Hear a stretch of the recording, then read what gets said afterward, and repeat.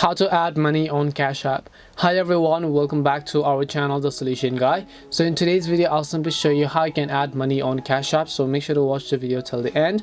To add money on Cash App, first of all, you must make sure that you've already added a payment detail such as your bank or your card. Because if you've not linked a payment method, of course, there'll not be a medium from where you can transfer your funds. If you don't know how to do that, you can already search them up in our channel because we've already made a detailed guide video on it. Now, once you've done all of that, just open the Cash App and then come to the home or the banking tab from the bottom of the screen, as you can clearly see over here.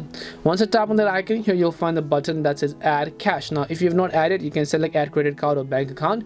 In this case, just select the option called add cash, enter the dollars worth of currency that you actually want to add it, and then after you're satisfied, just tap on the add button from the bottom, and after that your money will be deposited to your Cash App account from your bank or your card. And that's all it takes to add money to Cash App. We hope the video was really helpful, and if it did help you, then make sure to leave a like and subscribe to the channel. If you have got any more questions, then feel free to leave them down. Thank you very much for watching, and see you in the next video.